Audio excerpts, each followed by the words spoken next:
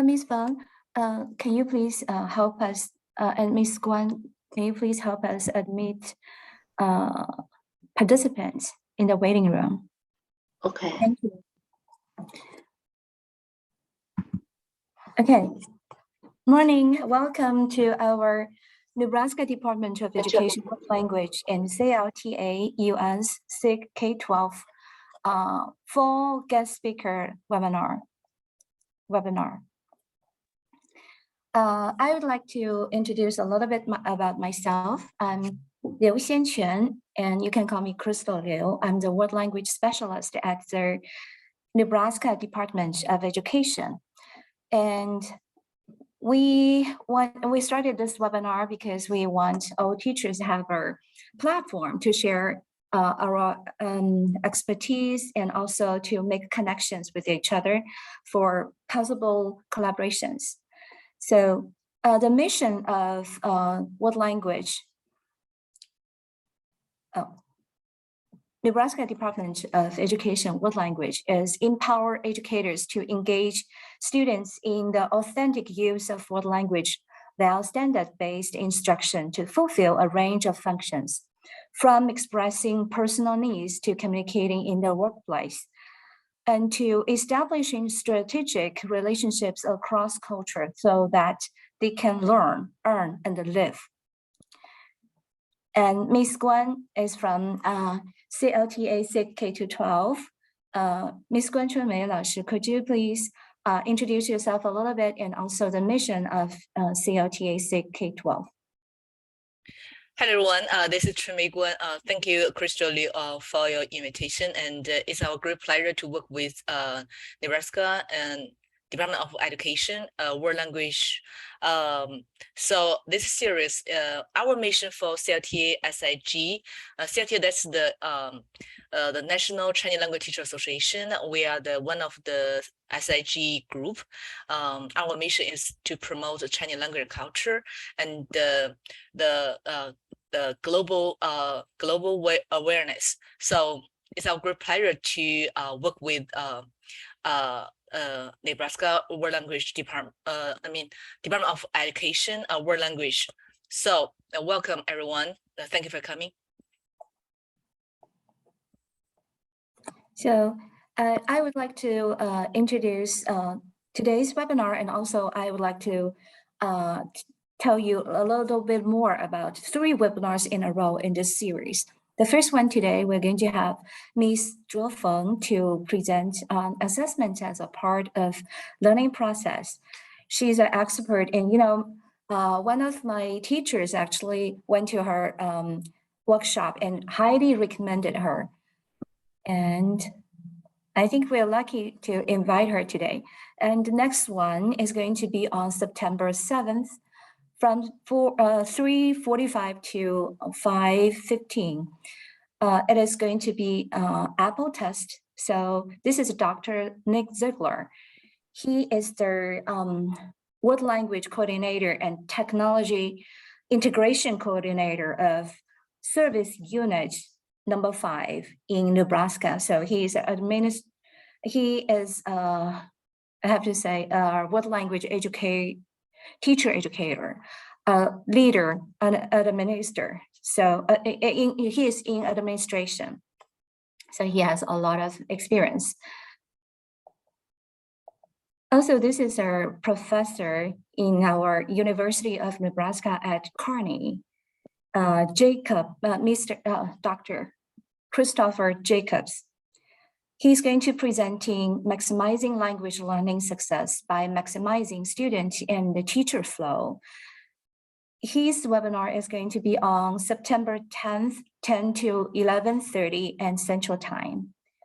And this is our German Teacher of the Year for Nebraska. She's going to present movement in classroom. Her name is Miss Yulia Evans. That's my son's favorite teacher. And she's going to present on September 24th. The time is 10 o'clock to 11:30 o'clock and even 11:30 a.m. Central Time. And I am also inviting all of you to share your expertise on our platform. So if you scan this QR code, you will find a Google form. If you fill in a Google form, and I will contact you, you are invited to present. Welcome to Nebraska to present. Online. And all our webinars will be recorded and on this website. So if you scan this QR code, you will find this webinar, today's webinar, available within 7 days. And also you can find all the webinar recordings from previous webinars in the series, in the spring series and also in fall series. Now, let's welcome Ms. Feng Zhe. Yeah. Oops. So she's a Chinese teacher at Eastview High School in Apple Valley, Minnesota. We all know Minnesota is a great place for world language teachers. I wish I was teaching in Minnesota when I get started. And she has her business finance bachelor's degree. And also she has graduated from University of Wisconsin Stout, He studied at University of Wisconsin Stout and University of Wisconsin-Madison. And she has a master's degree, and she has a lot of experience doing project-based learning. Now, today she is introducing how to combine assessment in learning while doing project-based learning. Am I right, Ms. Feng? Yeah. Yeah. Okay. Thank you for coming to our webinar. And now, please take it away. Okay.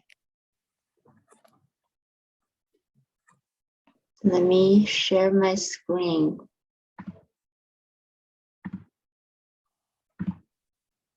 Yeah, so today I wanna use Pear Deck. So if you have a device, you can get ready to join the Pear Deck.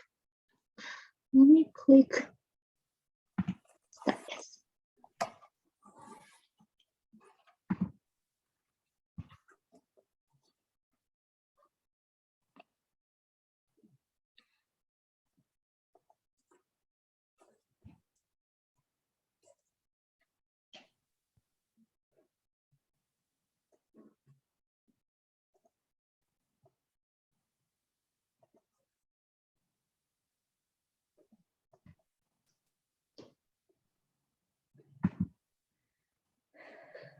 For the teacher.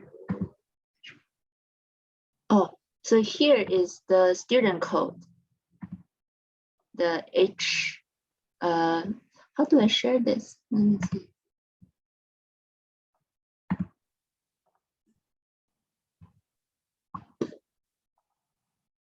So can you see the student code? Oh, copy join link. How about I paste that in the chat? Yeah, so you can join that way.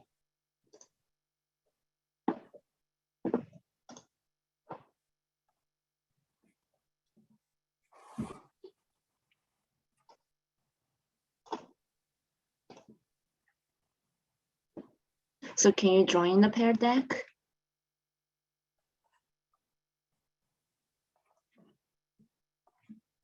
Yeah. Yeah, the reason why I think I want to use Pear Deck is it's easier for the audience to zoom in and to look at the content. I'm sorry, what's the code? I have the link in the chat. Oh, okay. Yeah.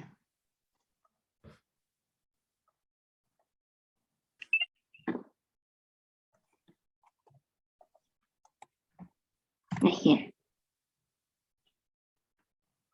Is it working?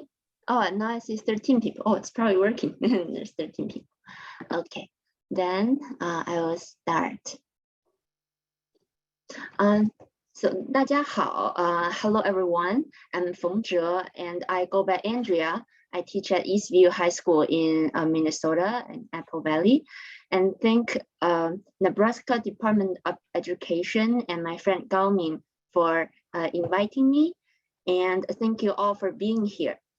I started teaching in 2019, so this year is my 4th year teaching. I believe many of you are experienced teachers, so I hope this is an opportunity to exchange ideas. 请多多指教. And today, my title is Assessment as a part of learning process. 就是将测试与学习过程整合为一个整体。If you have any questions, you can raise your hand, and either 刘老师 or 关老师 can help me, let me know, and then I will answer the question right away. Otherwise, at the end, at 11:15 to 11:30, there will be 15 minutes to answer question 2.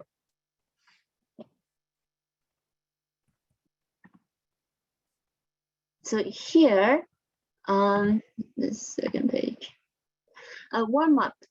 I want to ask you to share, why do you give students tests or assessments? 说你们为什么给学生测试? The second question, what kind of tests or assessments do you ask students to do? 您给学生什么样的测试? Those are the 2 questions we can think about, and you can answer in pair deck too. Or if any of you want to unmute your mic and share with everybody, you can do that too.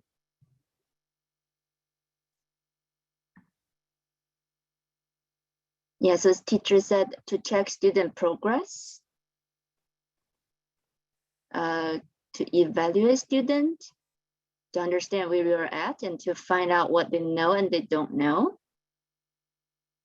to urge students to review and consolidate the learning, checking understanding.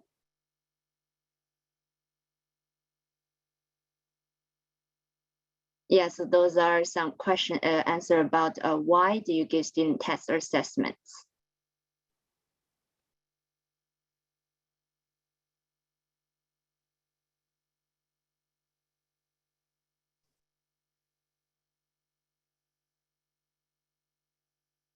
Yeah, let me see what are some, and what kind of assessment? A formative assessment, a summative assessment, performance-based,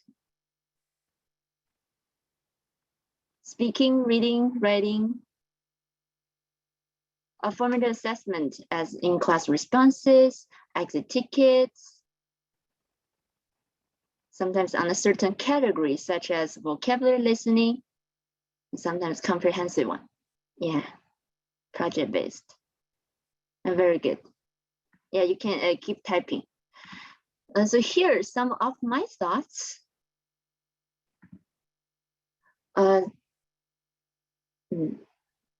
Take a couple of seconds. So why do I give student tests or assessments? Those tests or assessments are a form of external motivation to help students learn. I know sometimes if I don't test students, they learn and they don't review and they forget. So those are tests and assessments important to help them as an external motivation to review. And I also want to know how students are doing during the learning process, so I can plan and adjust for future learning activities. And then the third one, I think, is the most important one. Why do I give them tests or assessments? Is because I want to give them feedback. So here is something I learned during my program at U of M, is the goal of tests or assessment is to give students opportunities to showcase what they can do. It is not to catch what they cannot do. Okay. Next. Oh yeah, right here. So the first part, I want to talk briefly about types of tests and assessments. 评估活动的类型.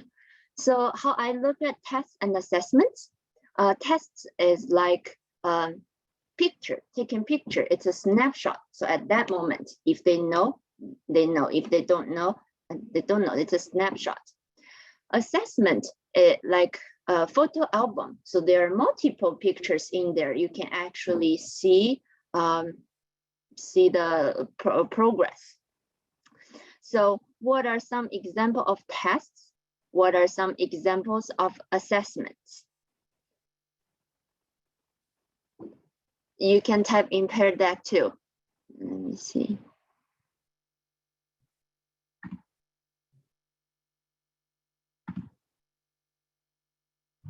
So for tests, what do you think are some examples for tests, like snapshot and assessment of process? And what are some examples? So if you prefer talking instead of typing, you can also unmute your mic and let everybody hear.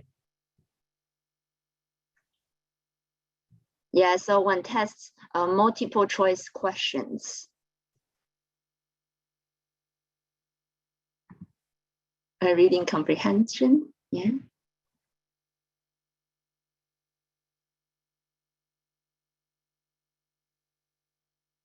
Close the tests. Short answers. Assessment, I saw NG said projects. Yeah, very good. You can keep typing.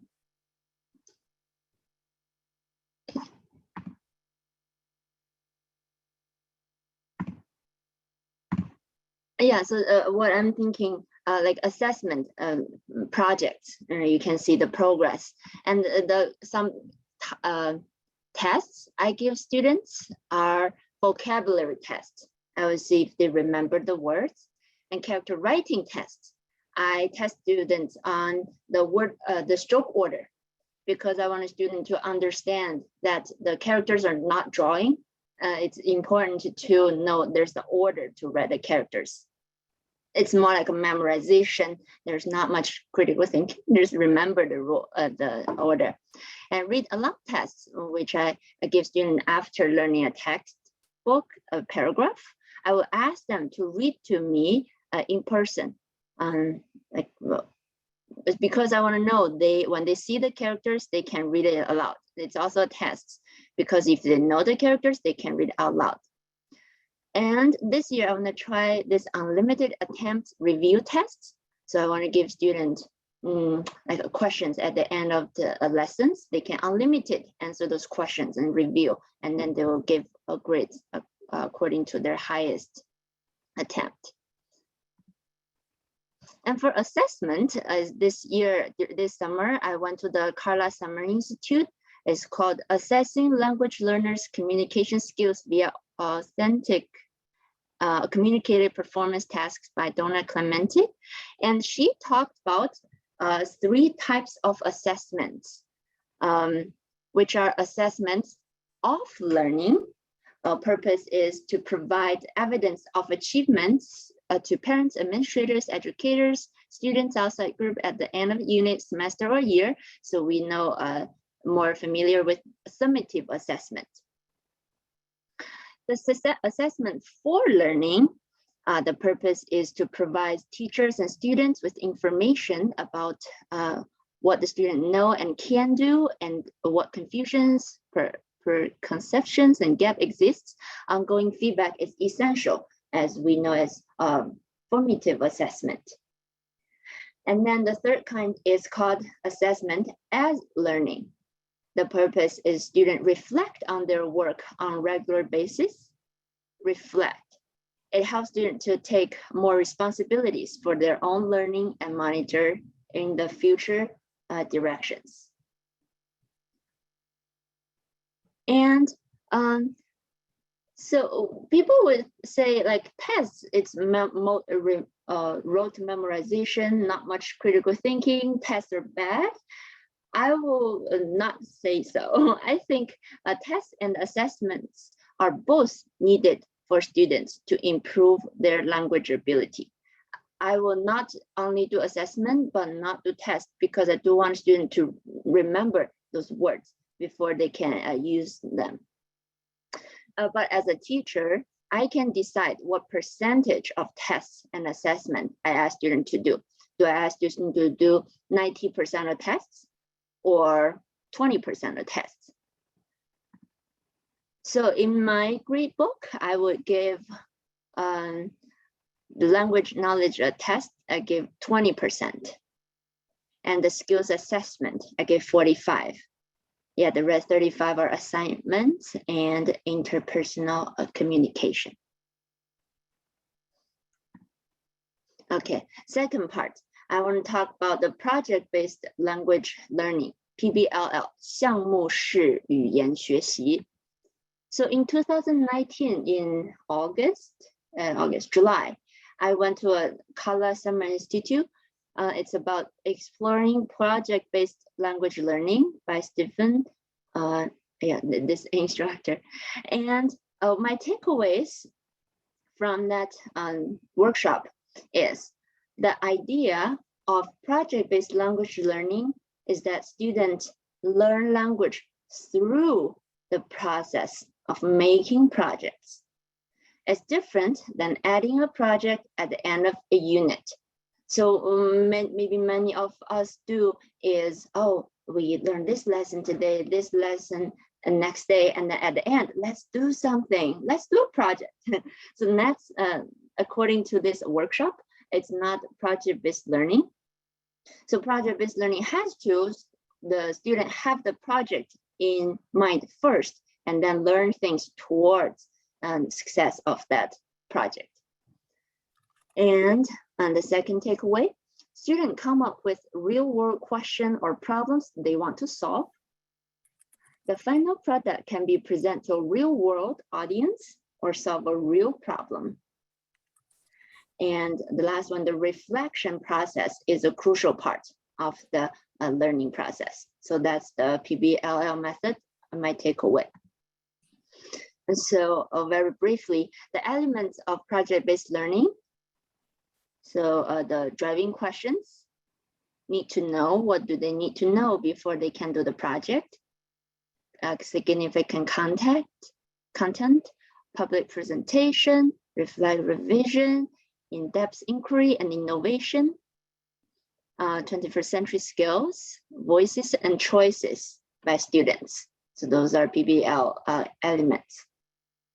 And during the workshop, we are asked to make one project-based language learning unit. So what I made, here's the example, is about waste sorting and recycling. So at that time, when I designed this unit, it's before I started teaching, right, in July, and I started my first year teaching in September. So at that moment, I don't have a student in mind. So I designed this. The background info. So during that year, 2019, the waste sorting in Shanghai just started, and many more cities will start to do it. But people are complaining and not sure why they do waste sorting. And then, so my students are in the US, they have been doing sorting for a long time. I'm from Baotou, that's my hometown. And I want to connect, if I do this as a project-based learning, it has to be real world. So I will connect my students with the K-12 students in Baotou I will connect them. And then students in my classroom, they students want to make a change in the world. Yeah, so they have to make a poster or video to show the students in Baotou about waste sorting and recycling. So here are some components. The driving questions. How can we raise awareness of the students in K-12 school in Baotou about importance of waste sorting? Oh, 周老师, Hey. you use present mode. Oh. Thank you. Yeah, or you can, if you use Pear Deck, you can zoom in, it's clear. Yeah, the authentic audience and purpose is we can make a project to describe the current situation of the earth and to convey the K-12 student in Baotou that waste sorting is necessary purpose. Community partner, the students in Baotou and YouTube, Weibo, because they can publish their posters or videos on those platforms. And the public product is, students may wish to make infographic posters to describe the current situation of the earth to give instruction about how to do with sorting and the importance of doing with sorting. So the posters, or also make videos. And then the last one is sustainable inquiry. More questions for students to consider. So they think about those questions and then they do research in Chinese and then present in their final project about their thinking in Chinese. So who plays a crucial role in waste sorting other than individuals? And what is the relationship between China and the rest of the world regarding waste sorting, something like that. So those are the questions I thought about, but in real world should be students coming up with those questions. So here, in your opinion, what actual proficient level do you think students need to complete this project? And you can drag the icon and I can see you answer.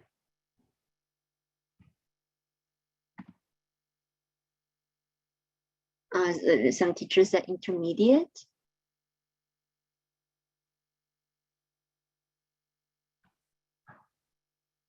Advanced. Yeah, I don't see any place on novice. Yeah, so. Okay, so I wrote this project-based language learning unit before I start to teach. And then when I really start to teach, I start to teach at Chinese 2, and then Chinese 1 students learn Chinese 1 in middle school and come to my 9th grade class. They are novice. And then I'm thinking they probably are not able to do that yet. So how can I adapt the PBL method into my Chinese classroom for my novice and intermediate level students? And the third part, I want to talk about performance-based assessment, 基于语言运用的测试。So I took this workshop with class in 2020. The instructor were 林老师、陶老师. So I learned a lot from them about the performance-based assessments. And my takeaway from that, the class authentic assessment workshop are the authentic assessment. It need to be real life tasks. And the performance-based assessment is you imagine that the test can be achieved in real life. You have to imagine. And the context closer the real life, the better. So I'm thinking one example could be we teach order food. If I bring students to the restaurant and I ask students to really order the food with the waiter, it's the authentic assessment. But if we don't have the money, don't have the time, don't have transportation to go to that restaurant, and then we do this ordering food activity in our classroom, I will see it as a performance-based, because imagine that can be achieved. And the similarities between the authentic assessment and performance-based assessment is the final assessment is a project, and the students learn and use the language through the process of completing the project. So here are the two ways to implement performance-based assessment project in my curriculum. So one way I did was create from scratch. Another way is to integrate textbook content creatively. So next section, I want to share an example and I worked in my classroom. It's the nature and art project-based learning in my 9th grade Chinese 2 class. It's a novice high. Some students, if they work hard, it could be intermediate low. And the 第一个例子就是自然与艺术的项目。So I learned this from the workshop learned from class and 林老师. There's 8 components of project-based assessment projects. The first component is title, nature and art.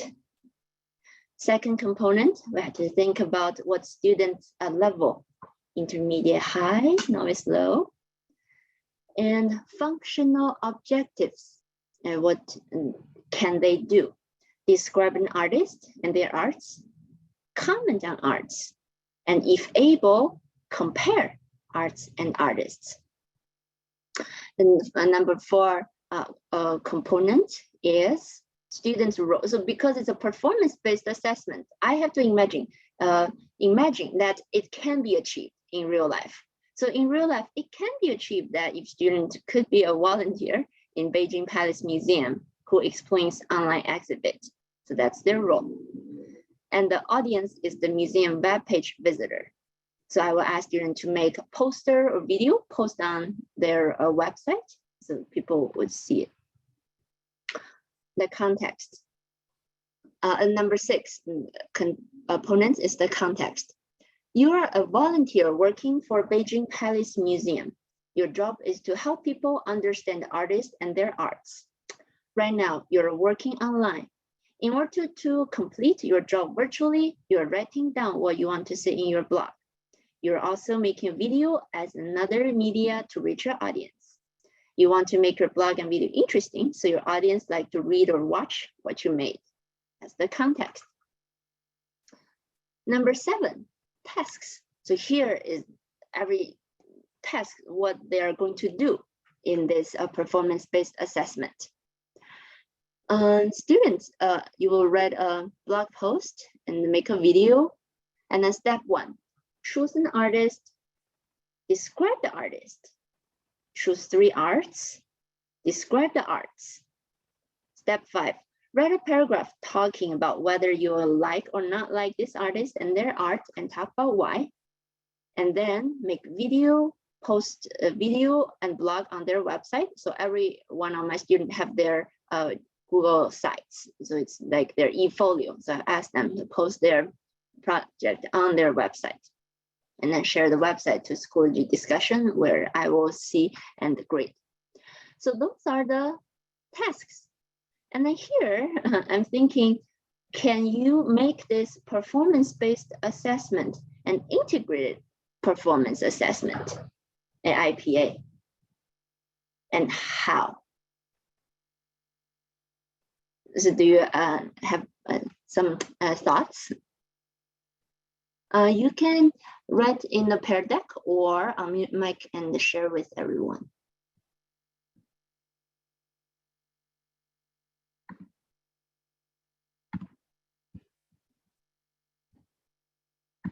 Here.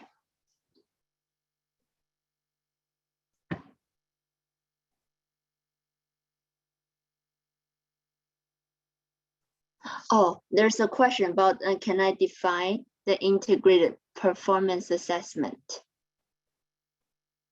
Yeah, so integrated performance assessment, IPA, it's in one assessment, students have to showcase in interpretive, interpersonal, and presentational mode. 3 modes of communication. They show all of those skills in one assessment the project. So that's IPA.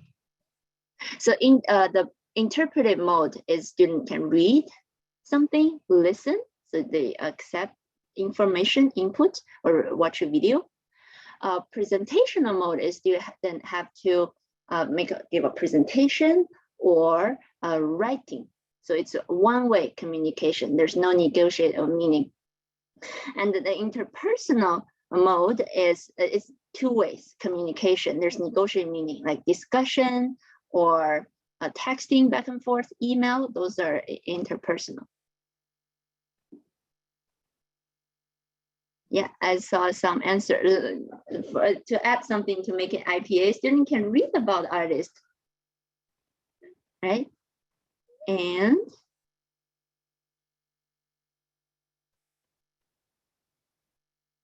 answer questions. Yeah.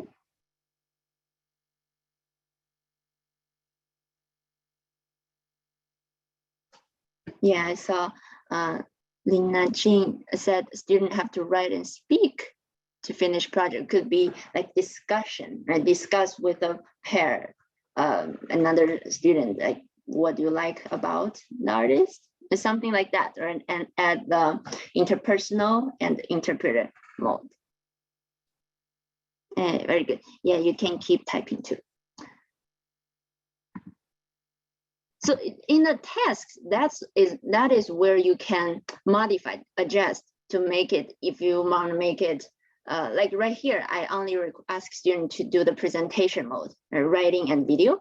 But if you want to make this a performance-based assessment project and IPA, you can do that too. I just add a little bit things during the steps of doing the project. And the last component is rubrics. It has to be test-specific rubrics. If you want to see it, look closer, here's the link. And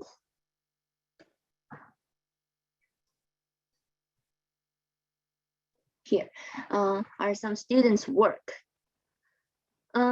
So I asked them choose their own artist, so they can pick whoever they like. Or I will, during the teaching, I show them multiple artists. They can choose from them, or they can pick the ones you prefer.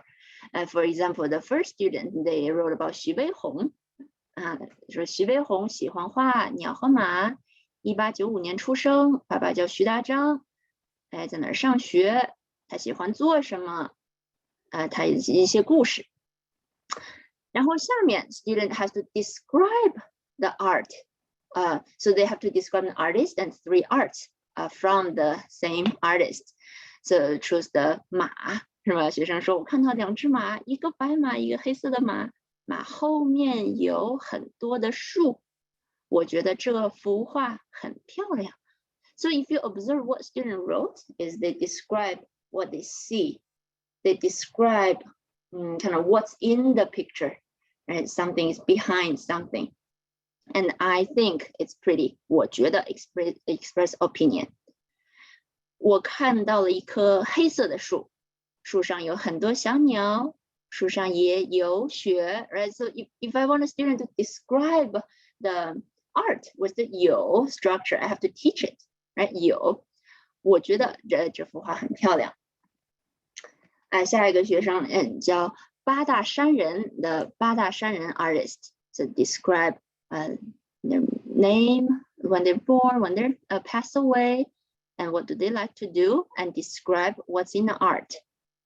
What do they see? 我看到了3块石头，一块石头上有一只猫，有 structure. 石头下面有草，黑色和白色， so you know student color. 我看到了石头旁边有一棵树 describe the location. 我很喜欢这幅画，因为这只猫很可爱。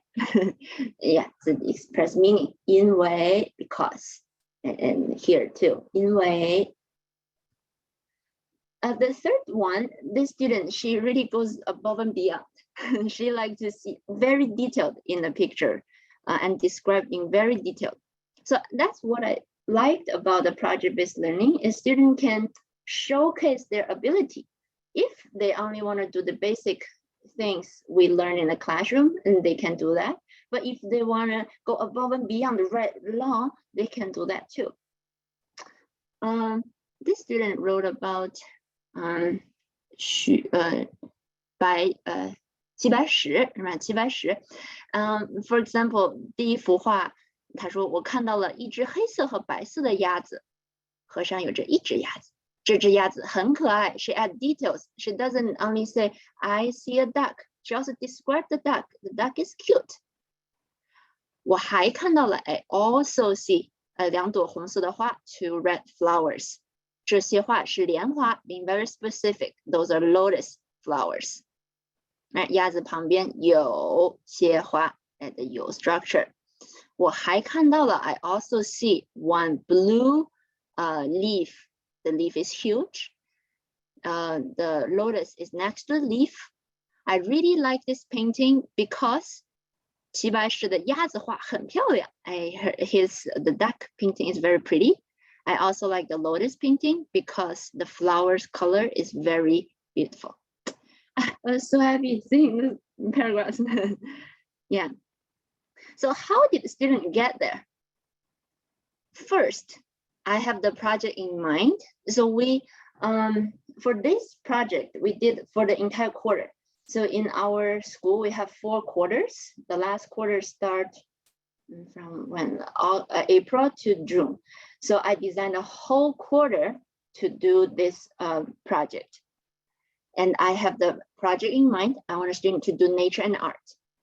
And then I think the following questions. If I ask the student to do research on Chinese painting, what would they see? That has to be something I know first. So I bought a big book about Chinese art. So I look closely in the book. I saw lots of nature. And I think it's very, nature words are important. They're basic words students have to know. So I think, okay, I'm gonna combine the nature and art. And then the second thing, what words students need to complete the project? So if they want to describe the art, if they want to describe the artist, talk about their opinion, what words do they need to know? So I know I have to teach color words, nature words, animal words, and they might see ducks, I see rabbits, different horses, right? And I have to teach measure words. The first year when I do this project, I didn't realize that, and students just using random measure words.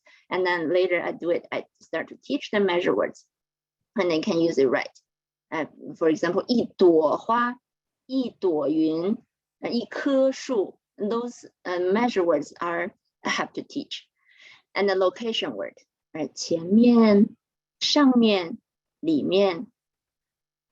The third step, I'm thinking, what structures students need to complete this project? So they have the words, and then what structures they need.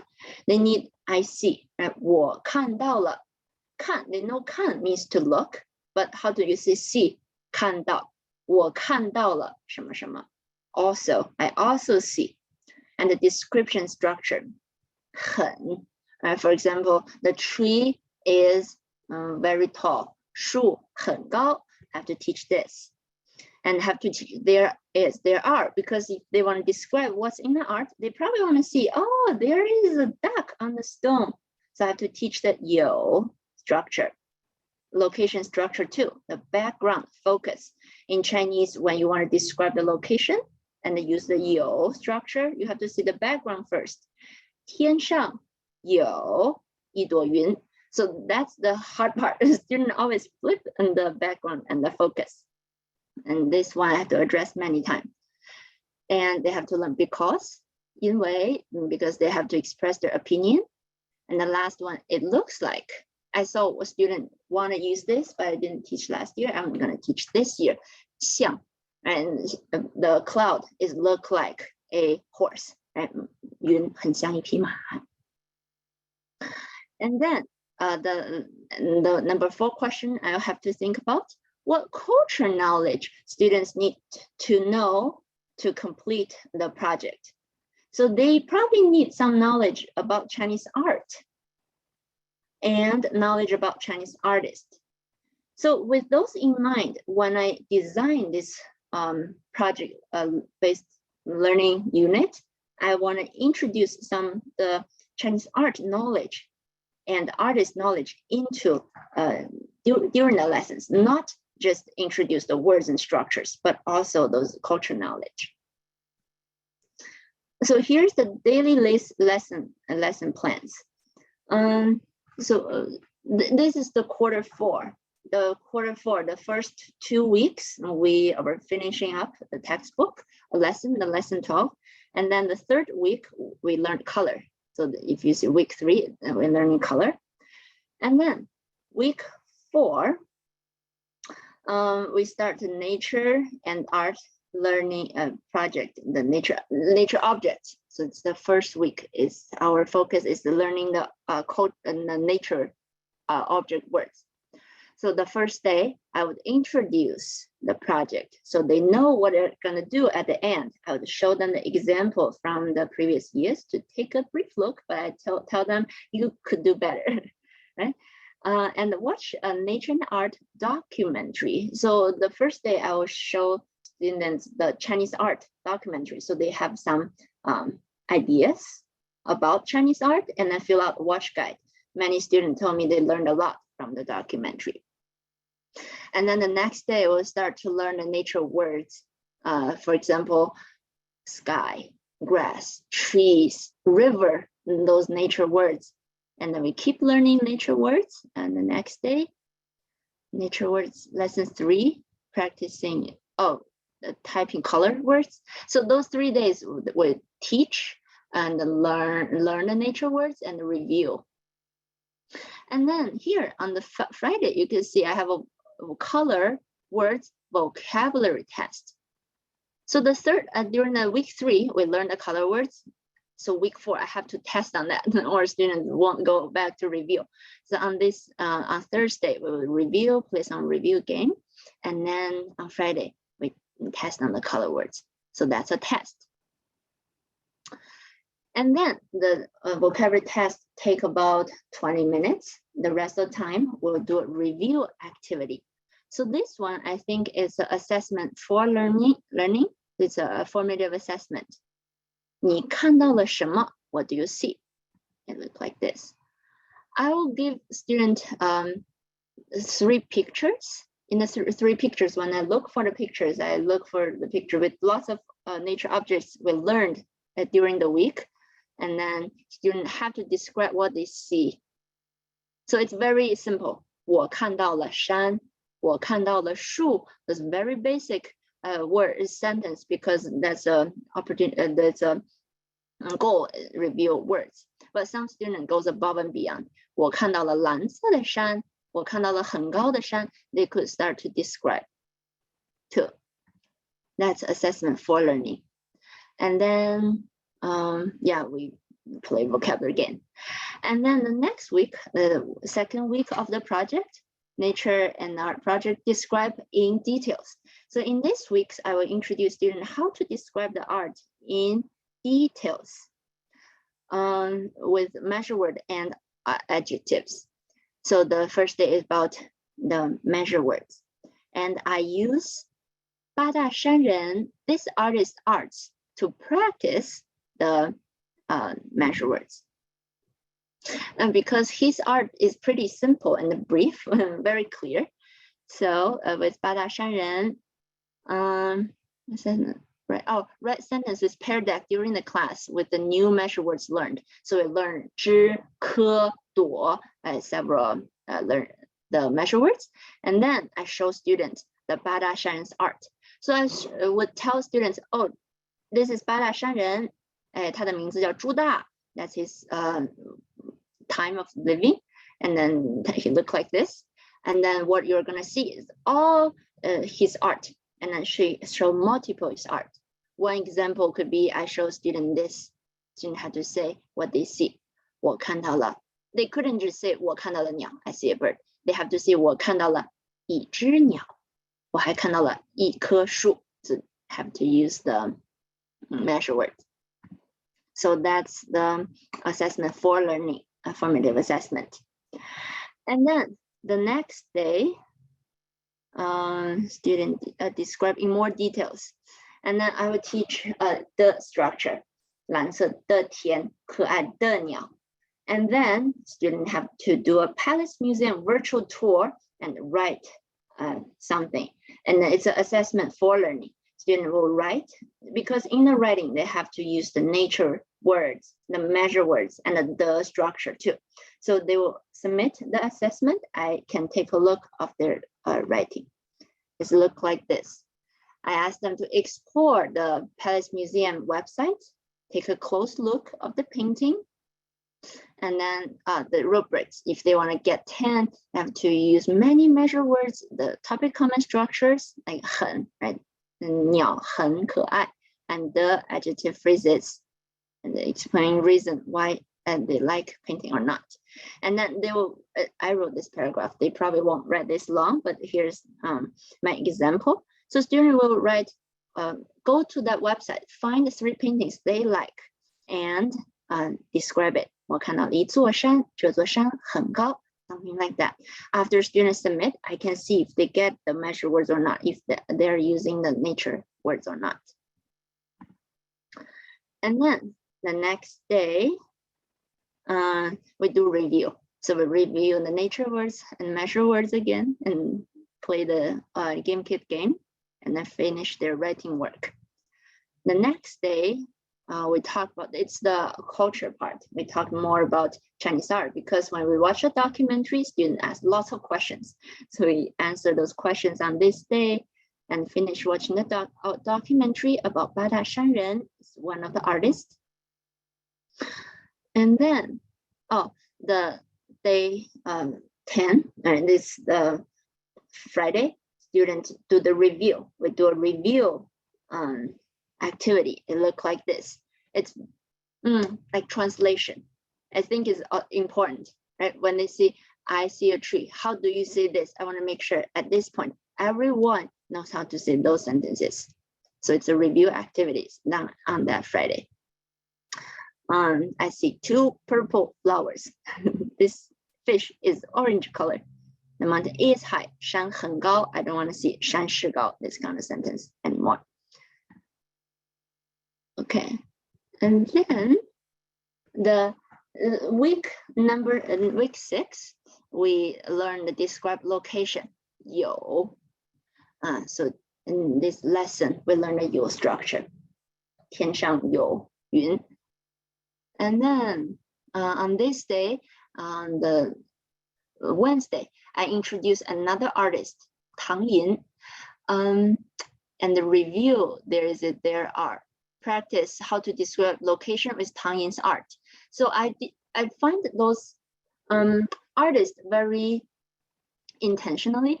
So I learn those location words. I won't just let them practice the location structure. I will find a artist's art and then they practice the structure with the real art. It's also a preparation for their final project. How it look like? So translation. I see there is a person in the house. So they have to do background focus. 房子里有人. So it's a formative assessment for learning. You do all those things. And then the second step is they have to write 5 sentences freely, whatever they want to write. Describe this painting that I found. That's this day. And then the next day, learn a song and then read aloud checking. This is more like a review. So I wrote a song with all of many of the nature words, measure words, and like description words. I put in the song so students learn it. And then they do read aloud check-ins. I want to see if they can read the characters in the song. Oh, and then Friday, we actually painted the Chinese painting. The students are very talented. They paint very beautiful paintings. And then the next week, we read sing aloud check-in. Yeah, we do the check-in. So student one-on-one, they come to me, have to read the song lyrics out loud. And then the next day, I introduce another artist, Lang Shining. Lang Shining's art has lots of details and colors. It's good artist art to do at the kind of end of the unit because there are lots of details. And we watch the clip of his documentary so students know who he is. And then students do a writing work. It's assessment for learning. It's another assessment, formative assessment. So I give them 2 to 3 pictures and they have to describe what they see, like this. I found those 八阵图 and I asked them, what did you see? And I hear in the tips, those are the structures we learned so far. 我看到了海 measure words. 很的上里旁边 describe those locations. So student, it's another practice. And they have to describe the Lang Shining's art. And then another one, this one student can write very long. There's so many details. Student can see very detailed. They can see the clouds in very far away, like little boats. They even count the boats. I saw 28 boats in the art. Yeah, very cute. So that's a assessment for learning. And then the next day, it's a test. I have to test on the vocabulary and measure words, see if they remember in the work time. And then on this fourth week, the final project, I will show them again what is the requirement of the final project. It's like this. Chinese 2, quarter 4, final project, blog and video, describe an artist and their art. And so here's why. This is the opportunity to showcase that you're able to introduce a person describing name, age, family, hobby, experiences. You can describe what you see in the art with those words and structures we learn. And you can express opinions and give reason.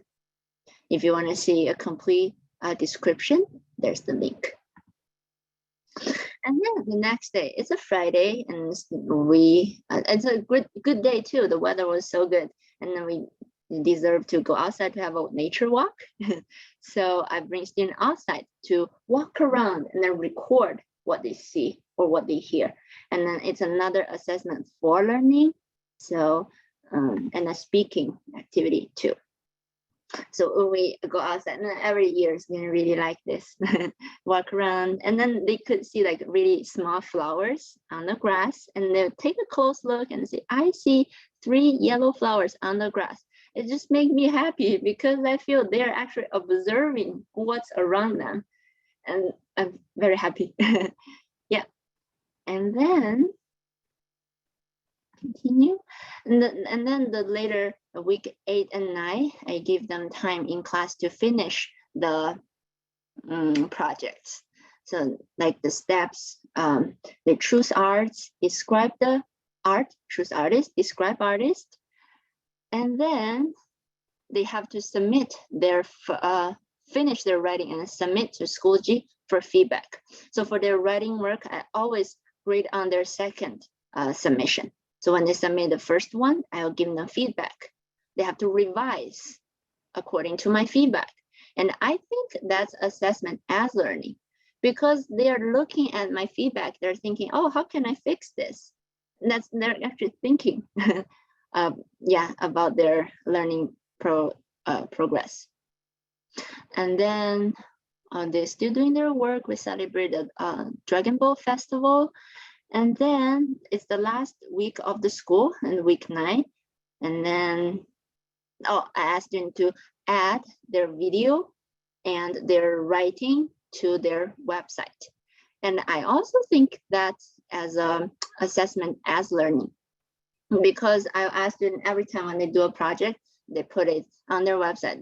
Later, they can always go back to look and see their own progress. I think, yeah, it's a good thing to do. And then that's the last day. So this is the nature and art project. So here, what are some ideas about assessment as learning? We are very familiar with formative assessment, summative assessment. And this summer when I heard assessment as learning, I'm thinking, that's pretty new to me. And then I'm thinking, what else can I do besides give student feedback and ask them to post their things on the website? I'm thinking maybe I can do a weekly survey. Like on the weekly survey, we do the in-person communication rubrics. So they have to tell me how they do during this week. But I want to add 1 or 2 questions about what did you learn this week? Something like that. I'm thinking I can add to the weekly survey as assessment as learning to make themselves actually thinking about what did I learn? And then another thing, maybe like peer editing. After the writing, they can look at each other's work. Yeah, some of my thoughts. Let me look at time, 11.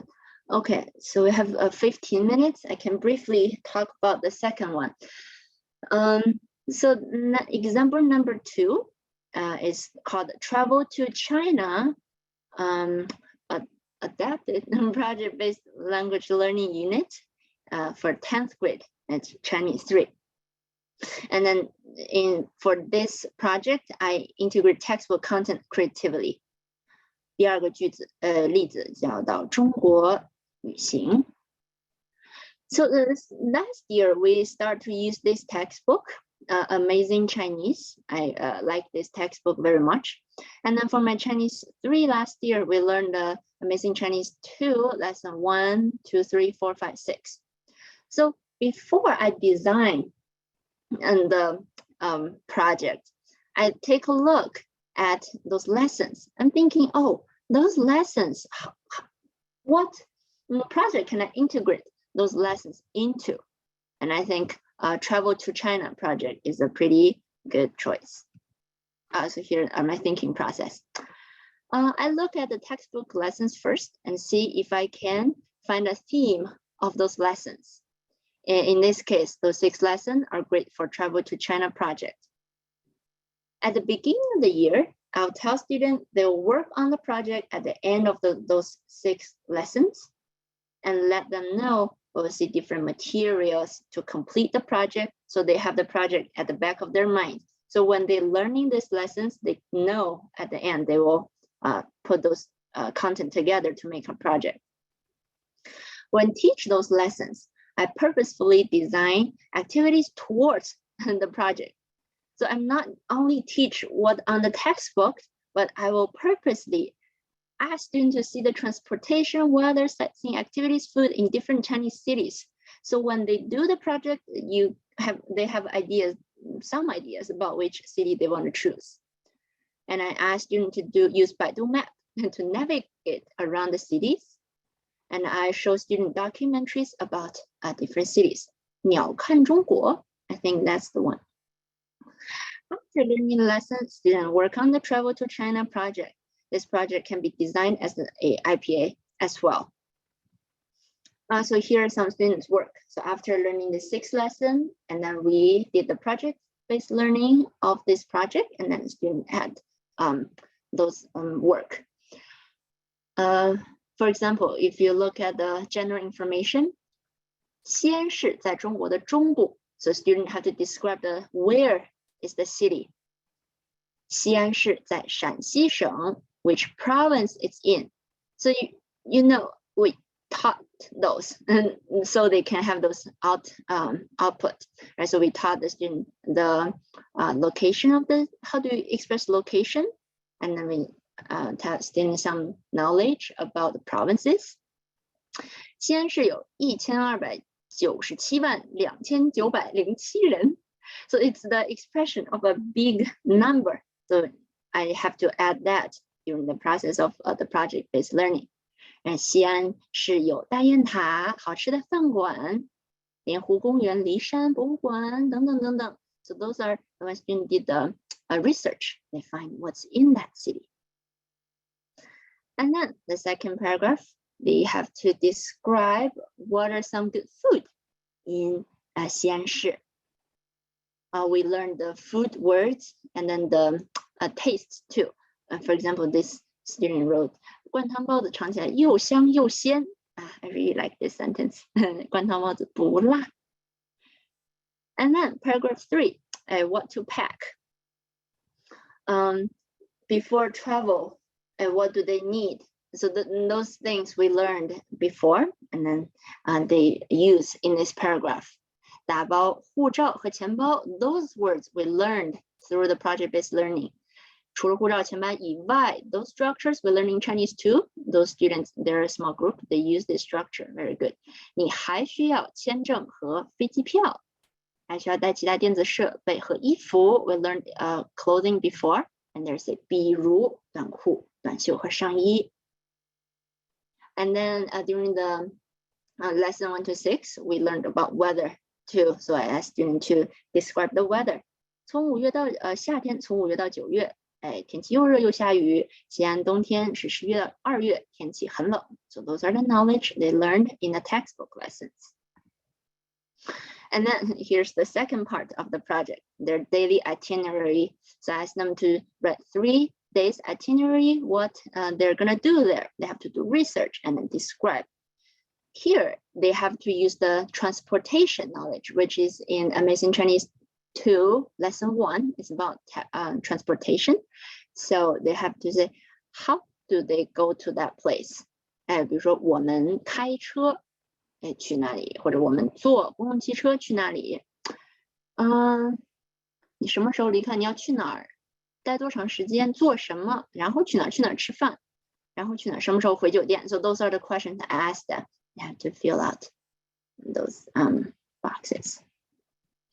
And then students have to do a presentation. So they do the writing is their first draft. I would give them feedback, they fix it, and then they kind of remember what they write and then come up to give a presentation. So it's another group. I asked them, don't put too much information on the slides, just some hints, but you have to say way more than what's on your slides. So they would add pictures and just hints, but they would say longer sentences. And then here is the slides link. I'm looking at the time, we have 10 minutes. Okay, so maybe let me show this briefly.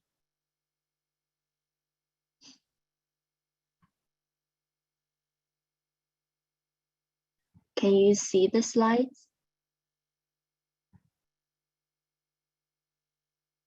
Yes. Yeah, okay. Okay, because we have very short time now, so I will just talk briefly. 去中国旅行, so this is slides I would give students, so they also have those. I show them a video first, and a general idea about what are some cool things in China. And then 学习目标, the learning targets, and they will be able to do what? Their role, they're travelers and travel bloggers. So when they're making the project, they have a role in the mind. The audience could be themselves. And when they are traveling, they can use the information about the city and the travel itinerary. And another audience could be your blog reader, anyone who reads your website, and your classmates, and because you're going to present. Situation. You are a well-known travel blogger. This summer, you're planning to travel to China. You want to share your research of this city and 3-day travel plan to your blog, so you want to use the information when you're traveling. So this, I'm thinking it's a performance-based assessment, because in this situation, we only planned the itinerary. We didn't really go to China and use it. How do I make it an authentic assessment? Is when we really will have a trip to China and we really design itinerary for that trip, that became an authentic assessment. And then the tasks, have 4 tasks. Research and write, make travel plan, organize, which means they have to make their slides and present. Task 1, research and write paragraphs in Chinese. So I have to introduce some basic knowledge about the China provinces. 23省5个自治区4个直辖市2个特别行政区 Those are the words I think they might use, so I teach them about city, capital, and then the capital city of a province. And then I gave students time to do research in their small groups to decide a destination they want to go. Xi'an, Beijing, so here are videos. Hangzhou, Shanghai, Guangzhou, Haikou, Huohaote, Urumqi. And then that's about one class, 50 minutes. At the end, we have about 5 minutes. We brainstorm. Before you travel to a different city, what are something you should consider before you go? And so students have the knowledge that they need passport, visa, and clothes, wallet, all those things, and change the currency. We brainstorm that. And then the next day, we learn the location words, because no student will describe where the city is. Is it in the northern part of China or western part of China? So I have to teach that, kind of teach and review, because we learned this structure in lesson 4, lesson 5 in the textbook. So it's review. We learned 南北东西, but they may not know 北方南方东部西部 yet. So here are some familiar information and some new information too. And then we learned the high number expression, and then practiced with the city they might choose. And then the sentence structure they can use. And then the first day, they have to finish the paragraph today. I describe a city and general information, population and what are there. And then the second day, I introduced the Mafengwo website, and it didn't really work well this year. I have to do some adjust, but it's a good website to go to. Beijing.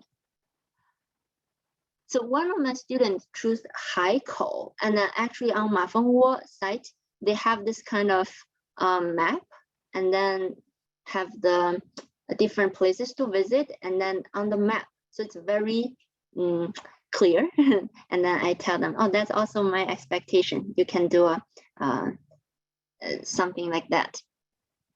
And then here are 美食. So the second day, students do research about the food in that city, and then write a paragraph about the food. And then the third day is about weather and what to pack. So here's the review and what to pack. Here are the words. And then structure they can use. 你需要打包，因为除了什么以外，你还需要。And then paragraph 3. So the third day, the group sits together, do research, and then have to write this paragraph. And then, so after they write those 3 paragraphs, I ask them to submit to me, and then I'll give them feedback. Those are the task 2. We did it the second week, which is make the 3-day travel plan. And then during the project this learning process, we also learn those new words, 酒店,民宿, and look at some cheaper 酒店 that they can live, but actually they ended up pick very expensive ones since they're not really go there. Yeah, and then show them 携程旅行, but it didn't work on the iPad. They asked students to log in, but somehow they figured out the hotel. And I asked students to find one hotel, and it's important because every day their itinerary is they're gonna leave from here. And if I ask them to use Baidu Map to plan their travel plans, where they start is important. So I ask them to write here, 我要住在哪儿. And then plane ticket searching. 携程旅行 it didn't really work last year, and they used the Google tool to search for ticket. And it was so expensive last year, and the students were very shocked. And then here, they have to write down the flight number back to America. Train ticket searching. Nobody planned to take train last year, so we didn't talk about it. But if in the future, if students decide to take train, it's also a good material to show them. And then I gave them 2 days to make the 3-day travel plan with this graphic organizer.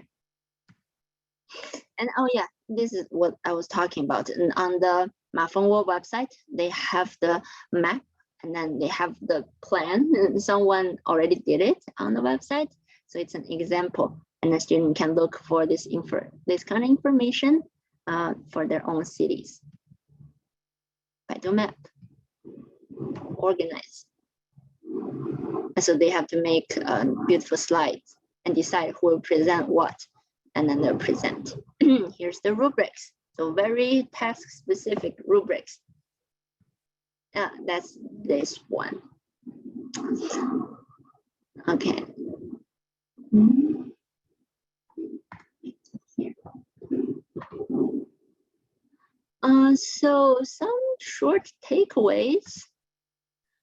And while I'm making this slide presentation, those are something I was thinking. So during the instruction, keep assessment in mind. So it's not I teach just for teach or assess just for assess, but it's a kind of like the same thing, the same, how do you say it, like integrated. The goal of assessment is to give students feedback and help students to learn and improve. Students shouldn't be separate. Assessment shouldn't be separate from teaching and learning. And design tasks as close to real life situation as possible. So it's more fun and students may feel more purposeful. Even though maybe we cannot do lots of authentic assessment, but do the performance-based assessment with real life. Imagine it can do in real life. That's also fun too. And adapt PBL according to your student's language level. Be aware of what novice, intermediate, advanced student can do. So for example, for my novice intermediate, maybe I do those. For your student, maybe you want to do the integrated performance assessment for those projects. Yeah, you should do that. And give students opportunity to showcase what they can do. And give students the opportunity to reflect on their learning. I think it's important too for me this year. I'm gonna focus on that.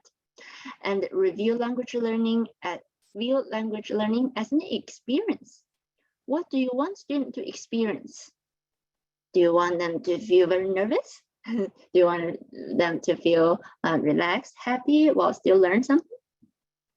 What do they want to experience? What are they experiencing? And have fun and experience every second of your life with heart and soul. And then here is my information, and it's my email, and I also posted some of my thoughts in my the blog post on my website. I also make Google Sites as my eFolio too. So if you like to read that. Oh, and then here at the end, when I took the performance, the project-based learning workshop, I brainstormed with myself, what can I do? Some project can I do? And also during that workshop, the teacher brainstormed. So I put the list here, post articles, or write a travel guide and a post on that website. And dish recipe, 音乐鉴赏、体育赛事解说、评论餐馆, I read a real review, comments, those all can be projects.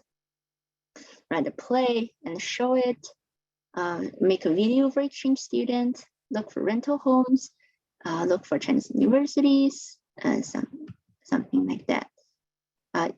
Chinese young people's life, make books with story jumper to show young students. Use diplomats, 青年外交官. This one I think I want to do with my Chinese 5 this year.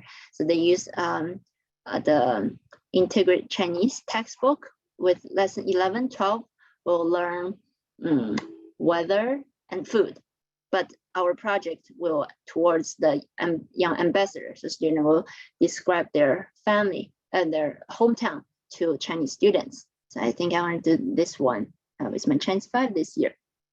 Time capsule, and that also could be a project. Thank you. 非常感谢冯老师，在那个 chat 里头，老师都在说非常精彩，谢谢你。有2个问题，我一直在 chat 里头我留到现在，就是一个是金老师问的 ，Could you define the difference between test and assessment? Test, I think it's like a snapshot. It's a picture at that moment. If they know, they know. If they don't know, they don't know. For example, like a vocabulary test, I give students, today let's take a vocabulary test. If they know it, correct. If they don't know it, at that moment they don't know it, it's a mark, right? A chart. So that's a test. Assessment, I'm thinking it's like a photo album. There's multiple things in there. For example, like the travel to China project I just showed. Student read first paragraph, second paragraph, third paragraph, feedback, and then we go on. There's multiple things in that assessment. So that's my understanding of test and assessment differences. Thank you. And the other question is, 能分享 project 中国旅游吗？很好，就是讲的很快，一下就过去了。这是张老师提出来的。可以啊。The slides is in the link is right here. Yeah, if you click on the link, you can get that slide. Okay. Thank you. Now, if you have any questions, Please unmute yourself, and it's question and answer time. Miss Bang is here to answer your questions, I think, right? Yeah.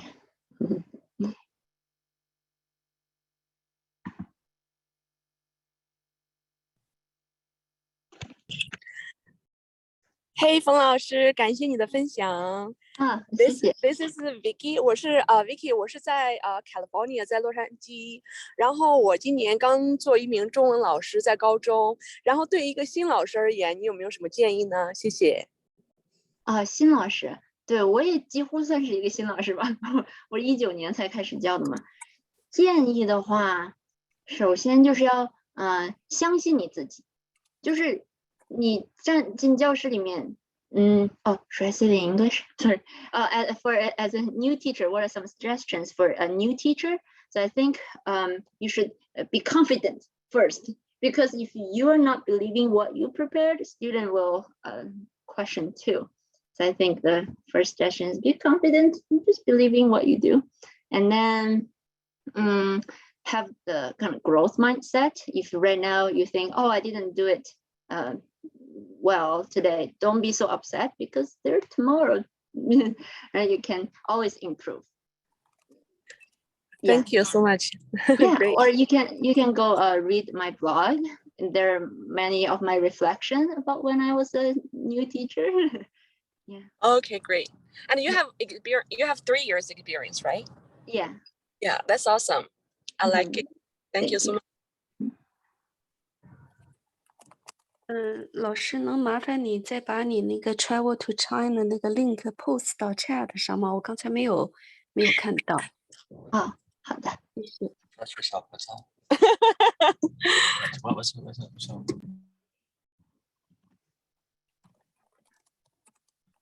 应该可以打开吧？你试一下。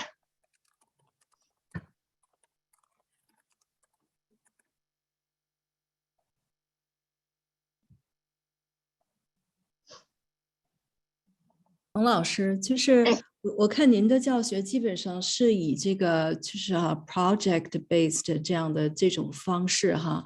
我有一个问题跟您探讨一下，就是您比如说您在教每一个 unit 或者是几个 unit， 然后之后呢，你会考虑到有这个 project mind keep this in your mind。所以那我的问题就是，那您在设计您的课的时候呢，就会特意的去教这些词、这些生词，然后他们会用，对吗？那么您在教这些词的时候呢，是以什么方式教呢？就是给他们 vocabulary，OK， 那么这些呢是关于天气的词，我们今天来学这些词。然后第二天的是 OK， 这些是关于 location 的词，我们来学。然后将来呢，你们会用这些在你的project 里边。您是用这种方式打开的吗？对，就是关于这个去中国旅行的这个 project， 我们是用的Amazing Chinese 课本嘛。然后第一课我们学 transportation， 那我们就学这课本里的内容。第二课天气，那我们就学天气，这些都学过了，1到6课学完了。然后我们做这个 project 的时候，就相当于是复习加学新的东西，然后来完成这个 project。好的，就是您根据您的体验，这种方式学生学完之后，就是说他对于这种vocabulary 或者是这种structure 也好 retention 效果好不好呢？retention， 我想想啊，那主要是还是看学生自己的努力了。他要是一直有复习的话就会记得，但是有的学生就想我做完 project 好了，那我就继续学下一个东西，他可能就忘了。但是就是主要还是看老师之后有没有再设计进去这种复习的活动了。老师复习的多，学生可能记得更牢嘛。好的，因为我是一个很少做 project 的人，所以我对这个了解不是很多，所以就向您请教一下。对，然后我们现在是在用中文真棒这个课本，然后这个课本的话，它就是会有好多复习的活动，比如说第一课学的这个，第二课里面第一课东西又会出现一点，第三课里面第一课第二课东西又会出现一点，所以这个课本我觉得用起来还挺好的。好，谢谢您。不客气。老师，我可以问一个问题吗？就是啊，你这个讲座实在是太精彩了，所以哦，是吗？对呀，太精彩了。哎呦，第然后那个第一次讲还有点紧张。哇，我觉得您就是一个资深老师了。然后这个想问一个问题，就是也就是那也就是说，在做这个 project 之前呢，那您的这个教授词汇啊、语法，这个可能也是比较传统的这种方式，是吗？对，我觉得这个教授词汇和语法就是看每个老师自己的这个教学的方法了。然后我教的话就是大家一起学生词嘛，就是念呀、复习呀、写呀这些的方法，让他先记住。对，然后我接下来一个问题就是，我看到您也用了很多这种真实语料，对吧？比方说携程网啊，然后我当时在设计的时候，大概跟你有差不多的思路，但是我就觉得这个东西就是很难控制。这个你比方说你学了一些词汇，但是这个网站上还是有很多他们不认识的或者说你找到了一个这种视频呀、这种语料哈，那其中的这些生词、难词。超出整个课本范围的这个词，您是怎么处理的呢？这个我一直很困惑，谢谢。就比如说这个携程网，我知道学生会看到这个网页，我知道他会看到这几个字，那我就教他。就比如说酒店入住时间，这个入住，那我就告诉他，这就是你这个要 check in 的时间，然后就教他记笔记，记到那一页的 PowerPoint 上面，然后他后来再去做research 的时候，就看到这几个字，他可以回去看那个 slide 上面之前的笔记。那也就是说，这个基本上是超出了教材的范围，在学这个教材的词汇，可能是比这个还基本的这个词汇，它可能后来就是您还会补充很多这种必须的这种词汇，对吧？对，就比如说像刚才您提到携程网站上面那些词，我就告诉他这个是什么意思，他记下来，他可能我们以后可能也不会去考之类的，反正他们在做这个 research 的时候看到这两个字，知道是啥，我觉得就挺好。那我明白了，就是说我碰到了这种补充的东西，我觉得是不是要考他们？如果考的话呢，就是这种工作量特别大，他学习的这个负担就特别重。如果不考呢，我又担心他也不懂，你介绍了他到底能不能知道？所以这个允许他看笔记，可能在做的时候，对吧？对，project based learning 就是可以看笔记的。对，然后对，主要是还是看您的这个教学目标啊。您觉得这些词非常重要，就比如说我觉得颜色词很重要，我肯定得考；这个自然的词汇很重要，我肯定得考；天气词我肯定得考。这些我知道我是要考的，他们肯定得记住。但是就像携程那个网站上那些词，我可能就介绍一下，他们知道是啥之后用的时候，就是不会不知道是啥的那种状况，我觉得挺好。太棒了，我今天学到了非常多，谢谢。是吗？谢谢。冯老师还有一个问题在how to do unlimited attempts review tests? Please explain. Unlimited attempts. I want to try it this year. I haven't tried before yet, but our school uses Schoology. So on the Schoology assessment, you can change the unlimited attempts, and student and usually make it multiple choice, so it's easier and you don't have to grade again and again. Multiple choice, so the Schoology grade for you. Yeah, I'm gonna try it this year. I think a lot of platform like Canvas, like a Blackboard, they can all do it. I mean, to set it, it's like a setting in assessment or test. You can set it as unlimited attempts, right? Yeah. Is that what you're talking about, right? Yeah. Okay. Thank you. Any other questions?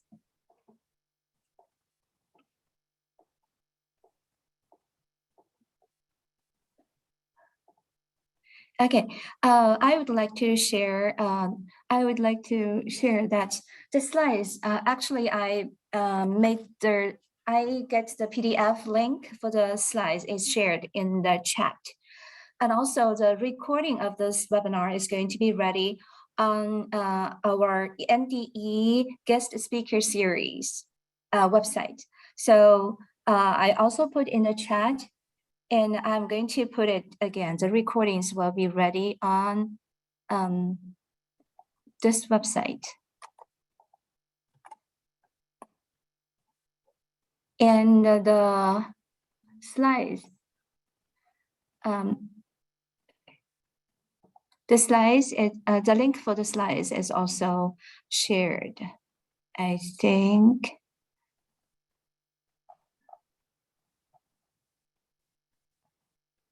And also, I would like to, if you have registered for this webinar and come to this webinar, you will get another email from me when the slides, when the recording is ready. So you will get the link again. Any other questions? Well, I got a question, sorry.谢谢刘老师分享那个 PDF 的 version。然后我刚才打开一下之后嘛，然后有些就是因为那个冯老师里面有很多的 link， 对吧？然后那个 PDF 里面好像那个打开的 link 就好像就是打不开。我就说有没有可不可以把这个 PowerPoint 的那个 version 跟我们分享一下？可以呀。对，因为我们就是打开那个 link，然后就没有，你不是有好多那个东西在里面，然后那个一打开就是 blank， 然后就没有。对对对。是吗？行，那可以啊，就是分享就是，或者你copy paste 呢，可以打开吗 link？ 对，可以。还有个我想问，就是你那个 pair deck 吗？那个 link 是长期有效的吗？还是说就是今天不能用？今天这个 pair deck 吗？对，应该是长期有效的吧。那如果说那个可长期有效，那就好，就不用那啥。如果说就是没有的话，可以给我们分享一下那个 PowerPoint 那份，因为那个有 link， 我们可以看一下你这个 student worker 那个 example。哎，好的。好的，谢谢。好，宇哥老师在说，如果是想要那个 Google Slide 的 link， 可以吗？可以啊。我弄的是 PDF 的。PDF 里面是不是很多 link 都打不开呀？Google Slides 没问题啊。那谢谢冯老师。冯老师你好。你好。谢谢分享。我是亚特兰大的一个教了才1年的，也是公立高中的一个中文新老师。我想请问一下，就是说你做这些 project 是 level 1也做吗？还是只有那个高 level， 比如说 level Chinese level 2啊 level 3？这个 project 所有 level 都可以做的。就 level 1的话，我们之前做过一个自我介绍，就比如说给小朋友，你就想我最后的一个 project 是想让他做一本小书，一个自我介绍。那他这个自我介绍这个小书里需要什么呢？那你在这个过程里面就一点点教嘛，然后最后他这个 project 就出来了。你这个点 idea 就是非常好，就是说你想说什么的时候，然后你需要什么你就去挖掘那些被开辟的。那请问你在教的过程中，你写不写汉字呀？教的过程中写不写汉字？写汉字是吗？对，我们大多数时候都是打字的，然后写的话，就比如说一课的生词就有20个，那我肯定会把那个让他练习写。考的话，我只考5个，那5个他是得会笔顺的。因为我的学生就是很讨厌写字。是。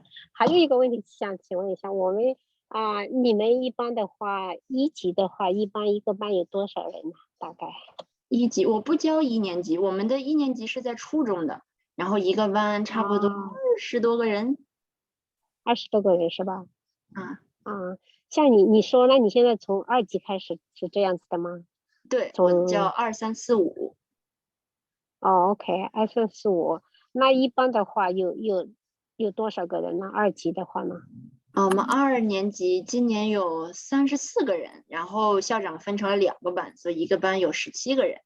3年级有，对，我想想，3年级有多少个人？3年级有18个人。对。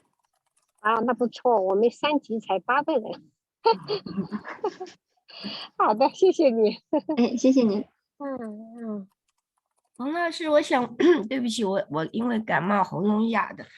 刚才I got COVID，sorry。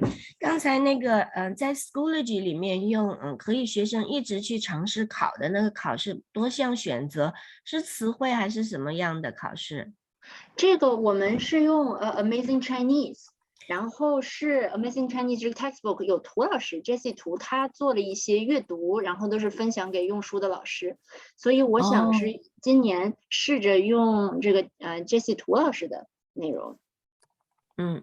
好的，明白了，所以是阅读的考试。好，谢谢。阅读，对，或者你比如说这一课的重点是这些理解的考试。对，理解，或者主要就是看老师的这个教学的目标是啥。好，谢谢。就是想让学生记住啥，就是考啥。你这几年都在用涂老师的 Amazing Chinese 吗？我们是从去年开始用的。OK， 好，我也有的，我学校也是 Schoology。好，谢谢。谢谢。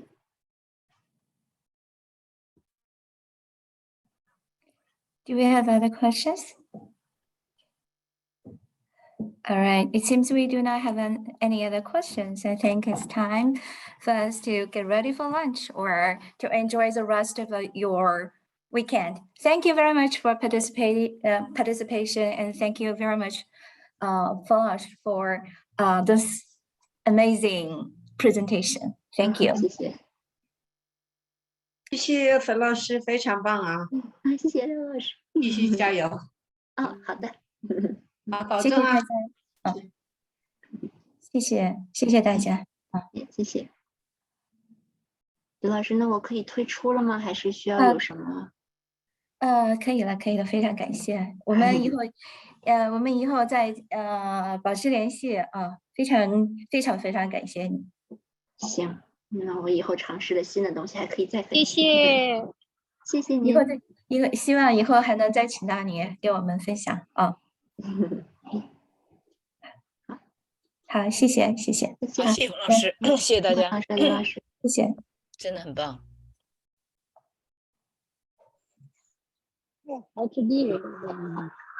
好，谢谢在这，季老师。关老师，咱们俩要不要留一下？然后可以啊，说两句话，难得见面。是关老师也好久没见了，然后我真的觉得这个是我本年度听最棒的讲座。